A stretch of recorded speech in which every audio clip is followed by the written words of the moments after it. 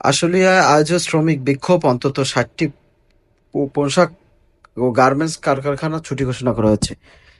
ইতিমধ্যে আপনারা জানেন যে ঢাকার অদূরে সাভারের আশুলিয়া আজ বুধবার বিভিন্ন দাবিতে পোশাক শ্রমিকদের বিক্ষোভ করেছেন। এই বিক্ষোভের কারণে অন্তত ৬০টি কলকারখানা বন্ধ করে দেওয়া হয়েছে। শ্রমিকদের ইন্ধন দিচ্ছে আওয়ামী লীগ, এমন খবরও প্রকাশ করেছে আজকের এই সরকারি উপদেষ্টা মণ্ডলীর অন্যতম সদস্য আসিফ মাহমুদ। এদিকে গত ৫ই আগস্টের ছাত্র জনতার অভ্যুত্থানের পর থেকে দেশে এক ধরনের অরাজকতা সৃষ্টি হচ্ছে বলে জানা যাচ্ছে। আশুলিয়ায় আয়োজিত শ্রমিক বিক্ষোভ অন্তত ৬০টি পোশাক ও গার্মেন্টস কারখানা ছুটি ঘোষণা করা হয়েছে।